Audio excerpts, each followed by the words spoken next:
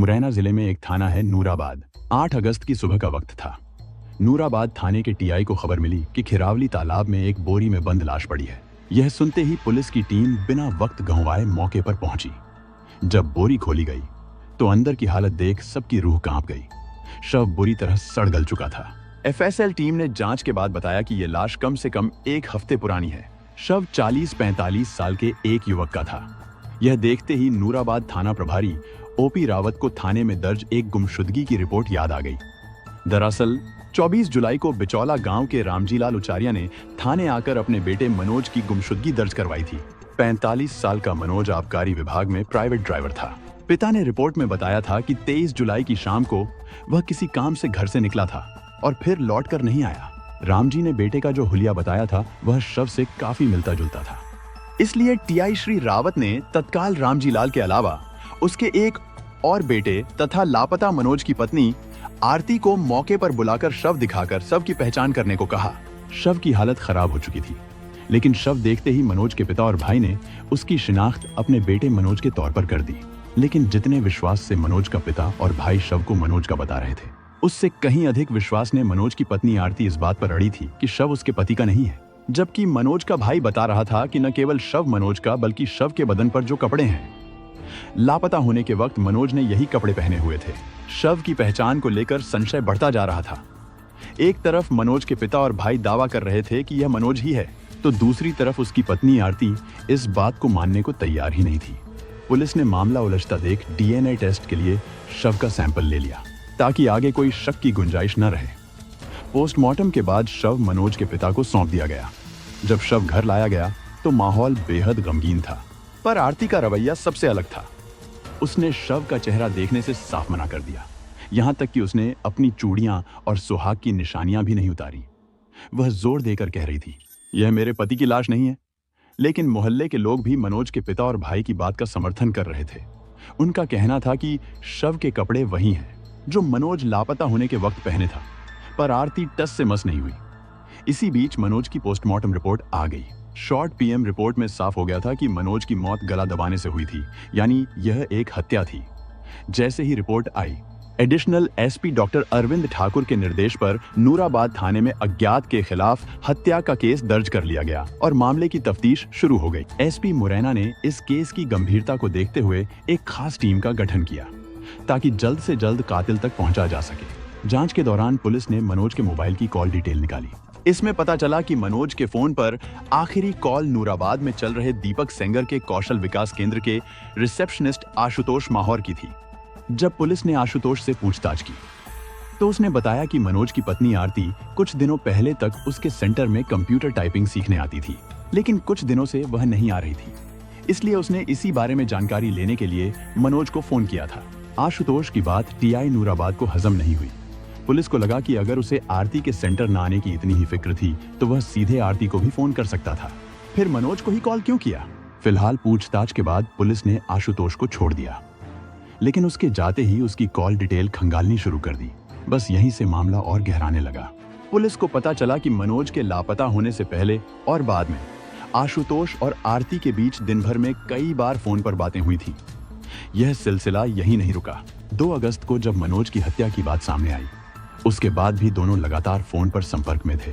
सबसे चौंकाने वाली बात यह थी कि उनकी बातें सिर्फ दिन में ही नहीं बल्कि कई बार देर रात तक भी होती रहीं। अब पुलिस को पूरा यकीन हो गया कि आशुतोष और आरती के बीच जरूर कोई ना कोई राज छुपा है। जब पुलिस ने आशुतोष से पूछताछ की तो उसने बताया कि मनोज की पत्नी आरती कुछ दिनों पहले तक उसके सेंटर में कंप्यूटर टाइपिंग सीखने आती थी, लेकिन कुछ दिनों से वह नहीं आ रही थी। हालांकि आशुतोष उम्र में आरती से काफी छोटा था, लेकिन उनके बीच लगातार हो रही फोन बातचीत से पुलिस का शक और गहरा गया। मामला साफ करने के लिए पुलिस ने आरती के मोहल्ले में पूछताछ शुरू कर दी और साथ ही आशुतोष के कौशल विकास केंद्र में आने वाले दूसरे ट्रेनी से भी जानकारी जुटाई। पूछताछ में जो सामने आया उसने पुलिस को चौंका दिया। भले ही आरती उम्र में आशुतोष से बड़ी थी, लेकिन दोनों के बीच गहरे अवैध रिश्ते थे। मोहल्ले के लोगों ने भी यह बात पक्की कर दी। उन्होंने बताया कि मनोज को अपनी पत्नी की इस हरकत की भनक लग चुकी थी। इसी वजह से उसने आरती को घर से बाहर निकलने से रोक दिया था। लेकिन इसके बावजूद आरती और आशुतोष चोरी छिपे मिलते और फोन पर घंटों बातें करते थे। इतनी सारी बातें सामने आने के बाद एसपी मुरैना के निर्देश पर नूराबाद टीआई ने एक टीम बनाकर बनखेड़ी रोड से आशुतोष को धर दबोचा। इस बार भी पूछताछ में वह पहले की ही बातें दोहराता रहा, लेकिन पुलिस को अब उसकी बातों पर यकीन नहीं था। इस पर पुलिस ने उसे घेरते हुए कहा, ठीक है, तुमने 23 जुलाई को मनोज को सिर्फ इसलिए फोन किया था कि उसकी पत्नी आरती सेंटर क्यों नहीं आ रही? सही है। आशुतोष ने हाँ में सिर तो हिला दिया, लेकिन पुलिस का अगला सवाल सुनते ही उसका चेहरा उतर गया।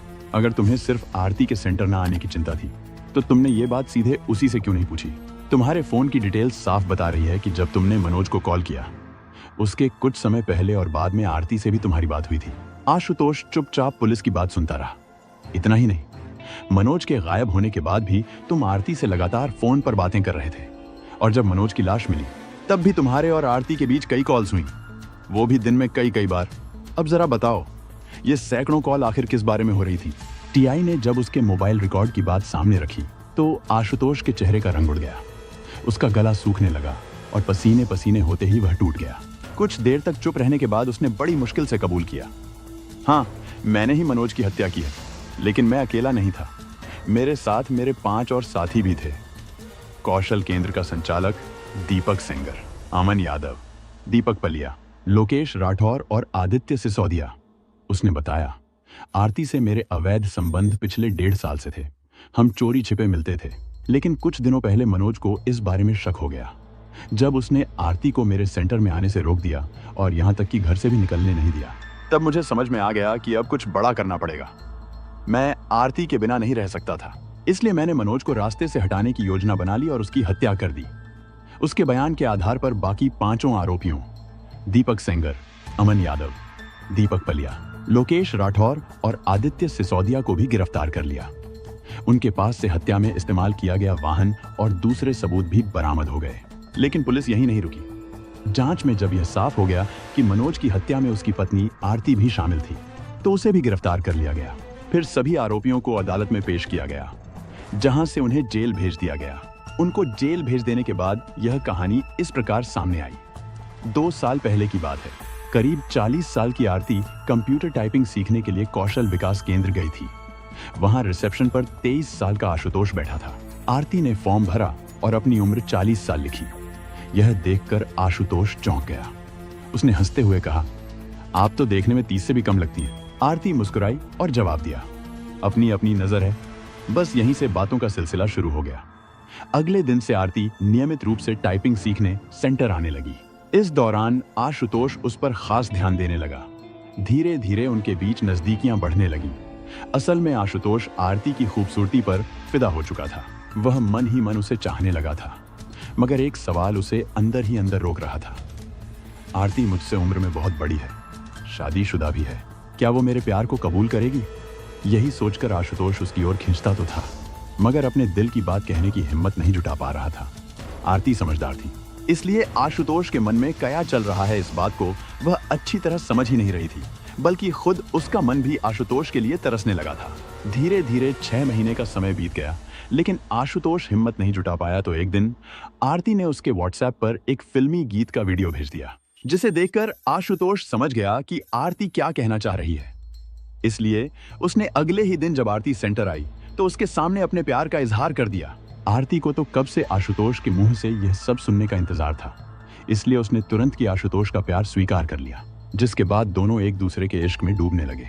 कुछ ही दिनों के बाद आशुतोष ने एक रोज आरती से अकेले में मिलने की इच्छा जाहिर की, तो आरती ने अगले ही दिन मौका देखकर अपने घर में बुला लिया, जहां एकांत में हुई इस पहली मुलाकात में आरती ने अपने से 15 साल से भी अधिक छोटे आशुतोष को जवानी के सारे पाठ एक साथ पढ़ा दिए।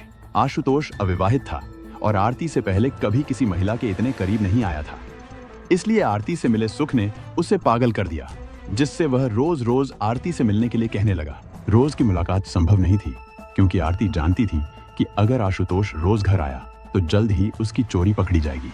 इसलिए उसने आशुतोष से कहीं और जगह का इंतजाम करने को कहा, जहां वे दोनों अकेले में समय बिता सके। इसके लिए आशुतोष को अपने दोस्तों की मदद लेनी पड़ी, जिसके बाद उसके 4-5 दोस्त मिलकर आशुतोष और आरती के अकेले में मिलने का इंतजाम करने लगे। तो दोनों के प्यार की गाड़ी तेजी से आगे बढ़ने लगी। वास्तव में आरती को डर था कि कहीं आशुतोष उससे दूर न चला जाए, इसलिए उसने प्यार के सारे नए तरीके सीखकर उनसे आशुतोष को खुश रखना शुरू कर दिया। साथ ही वह आशुतोष को यह जताती रहती कि यह सब वह अपने पति के साथ कभी नहीं करती, जो उसके लिए कर रही है। प्रेमिका की ऐसी बातें सुनकर आशुतोष उसका लगातार दीवाना होता जा रहा था। लेकिन इश्क कब किसी का छुपा है जो इनका छुपता। धीरे धीरे इन दोनों के इश्क के चर्चे होने लगे, जो एक रोज आरती के पति मनोज के कान तक भी पहुंच गए।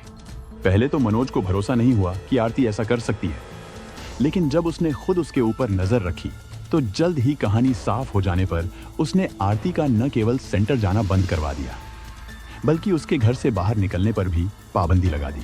इससे आरती तो परेशान थी ही, सबसे अधिक परेशान आशुतोष था, जिसे आरती ने शारीरिक सुख की लत लगा दी थी। उसने आरती से मिलने की काफी कोशिश की, लेकिन आरती उससे नहीं मिली। आरती जानती थी कि आसपास के लोग आशुतोष से मिलने की खबर पति को दे देंगे, इसलिए वह चाहकर भी अपने प्रेमी से मिलने घर से बाहर नहीं आ पा रही थी। आशुतोष ने पूरी साजिश रच ली थी। 23 जुलाई को उसने मनोज उच्चारिया को फोन किया और बहाने से अपने कौशल विकास केंद्र बुला लिया। मनोज को आते ही उसने चाय में नशीली गोलियां मिला दी, मगर जब असर नहीं हुआ तो अपने साथियों की मदद से जबरन उसे नशे का इंजेक्शन दे दिया। जैसे ही मनोज पूरी तरह बेहोश हुआ, आशुतोष ने साफी से उसका गला घोंट दिया। जब उसकी धड़कनें थम गई तो लाश को एक ट्रॉली बैग में ठूंसा और अपने 4 साथियों के साथ मिलकर नूराबाद के खिरावली डैम के पास फेंक आया। बंद बोरी में लाश 23 जुलाई से लेकर 2 अगस्त तक सड़ती रही और जब मिली तो उसकी हालत इतनी खराब थी कि पहचानना भी मुश्किल हो गया। पुलिस को जैसे ही यह सुराग मिला, उन्होंने तुरंत कार्रवाई शुरू कर दी। मनोज की हत्या में उसकी पत्नी आरती की भी अहम भूमिका थी। पुलिस ने उसे भी गिरफ्तार किया और सभी आरोपियों को अदालत में पेश किया, जहां से उन्हें जेल भेज दिया गया।